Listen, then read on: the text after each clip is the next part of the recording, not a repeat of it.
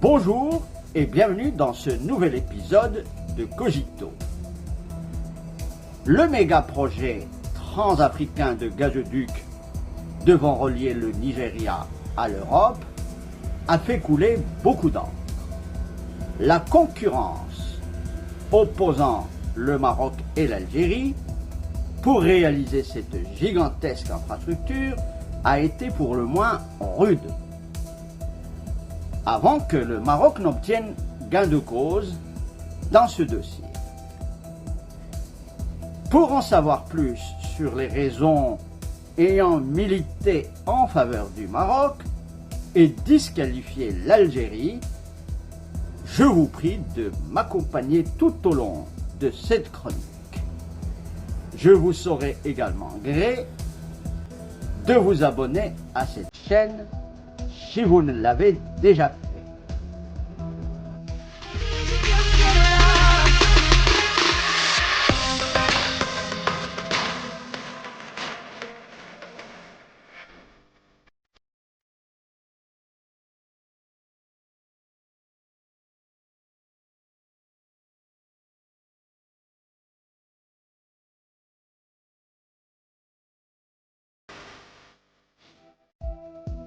Dans la version marocaine de ce projet, le gazoduc en question devrait traverser pas moins de 16 pays.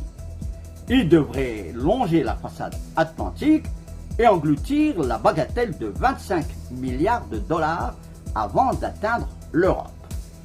Ce projet a été initié en décembre 2016 à l'occasion de la visite du roi Mohamed VI au Nigeria et après les retards accumulés par son concurrent algérien.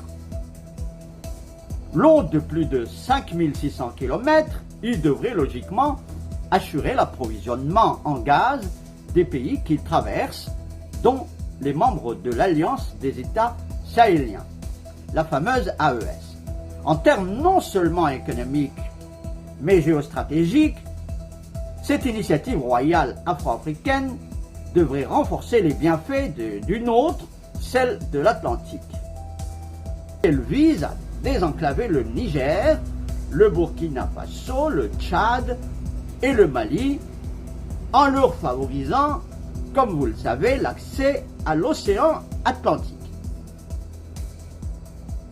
Pour avoir une idée de la grandeur de ce projet, il suffit de le comparer à un autre pipeline d'envergure, celui qui relie la Russie à l'Europe, le fameux Nord Stream 2, néanmoins 6 fois plus petit, dont il viendra appuyer l'aide à la sécurité énergétique du vieux continent.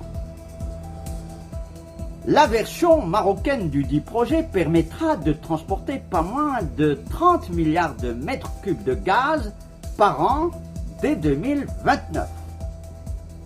Le projet marocain constitue l'alternative heureuse à une tentative malheureuse de nos voisins de l'Est, celle du projet de gazoduc dit transsaharien qui ne devait pourtant transiter que par 3 pays pour approvisionner l'Europe en 2027, le Nigeria, le Niger et l'Algérie.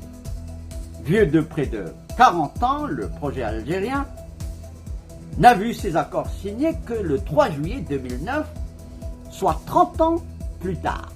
L'Union européenne y avait été favorable, espérant à l'époque pouvoir de la sorte diversifier ses ressources énergétiques, réduisant par là même sa dépendance du gaz russe.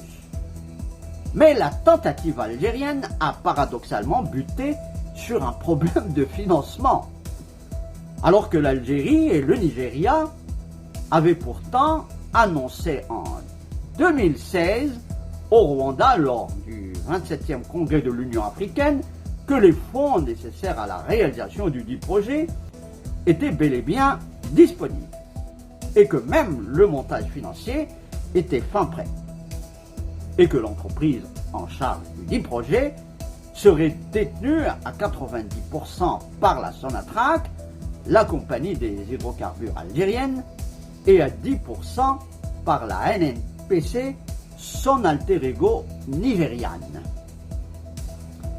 Les critiques du projet algérien ne sont pas surpris de la défaillance financière de ce partenariat. Surtout quand on sait que nos voisins de l'Est ont dilapidé un demi-trillion de dollars en un demi-siècle dans un effort désespéré d'affaiblir le Maroc. Un Maroc beaucoup moins riche, mais qui a su gagner la confiance des investisseurs internationaux les plus importants, y compris la Russie, allié présumé traditionnel de l'Algérie, lequel lui a faussé compagnie dans cette affaire et préféré mettre ses billes du côté du royaume. Pour des raisons évidentes cependant visant à contourner les sanctions économiques ayant frappé les deux alliés après l'agression de l'Ukraine par la Russie. Mais le nerf de la guerre ne semble pas être le seul obstacle devant l'offre algérienne. Bien des analystes, en effet, ont mis le doigt là où il y a de l'eau dans le gaz. C'est le cas de le dire. Certains avancent que les menaces terroristes, tant au Nigeria même, dans le delta du fleuve Niger, au Niger, que dans le sud algérien. Ils sont pour beaucoup. Et la situation actuelle aux frontières algéro-maliennes n'est pas de nature à rassurer les promoteurs du projet algérien. L'avenir n'en sera pas plus prometteur pour celui-ci, surtout à un moment où le Congrès américain s'apprête à mettre le Polisario sur la liste des organisations terroristes, ce qui mettra ainsi l'Algérie dans une situation pas très enviable. Le malheur de l'un faisant ainsi le bonheur de l'autre, toutes les chances de réaliser ce méga-projet basculent vers l'ouest du côté du royaume. Un royaume qui acquis ses lettres de noblesse dans ce registre est devenu un partenaire international incontournable dans cette lutte contre le terrorisme, particulièrement en Afrique de l'Ouest et plus précisément dans les pays du Sahel. Un atout donc inestimable pour la version marocaine du méga-projet en question. Last but not least, le projet marocain reste fidèle à la philosophie de coopération sud-sud et afro-africaine du Maroc, laquelle met toujours en avant la devise win-win, gagnant-gagnant.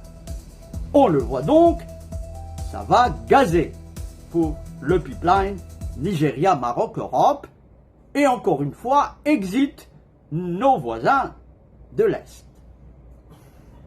À la prochaine.